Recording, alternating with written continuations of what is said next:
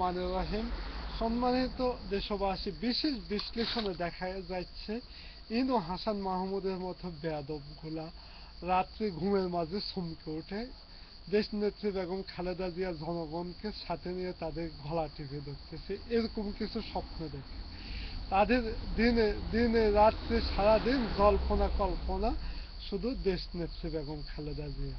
তাদের এখন সব কিছু হারাম হয়ে গেছে, ঘুম থেকে খাওয়া দাওয়া সব কিছু।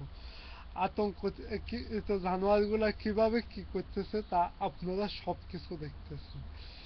আজকে এক এক পাড়ে দাঁড়িয়ে আছে বাংলার জনতা, আরেক পাড়ে দাঁড়িয়ে আছে জয় বাংলা জঙ্গলিরা।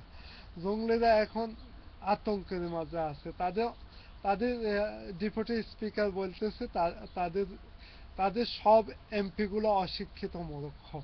তার তার কথার সাথে অনেকটা প্রমাণ বাংলা গণমাধ্যম হাজার হাজার আছে। সম্মানিত দেশবাসী, তারপরেও বুঝতে পারেন এই জানোয়ার দ্বারা জাতি ধ্বংস ছাড়া ভালো কিছু আশা করতে পারে?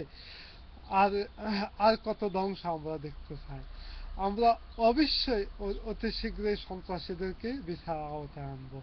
লতিফ সিদ্দিকের মতো ধর্মবিরোধীদের যদি কেউ জুতা মারে তাহলে তাদের সওয়াব হবে, এটাই আল হাদিসের কথা। সম্মানিত দেশবাসী, আপনারা আপনারা এই পবিত্র মায়ের রমজানে এই নাস্তিকদের বিচার আওতায় আনার জন্য তীব্র থেকে তীব্র প্রতিবাদ করুন।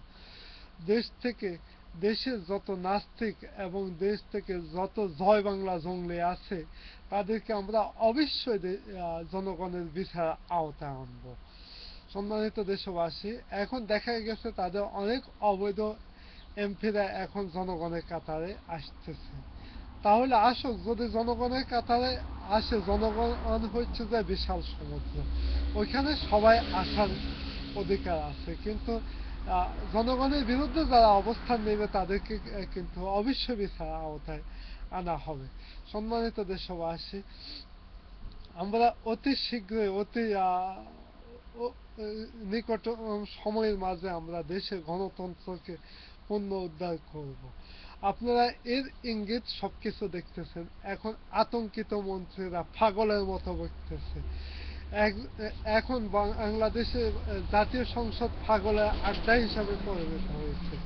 সম্মানিত দেশবাসী, আজ এই বলে বিদায় নিচ্ছি। খোদা হাফেজ। বাংলাদেশ জাতীয়তাবাদী জিন্দাবাদ।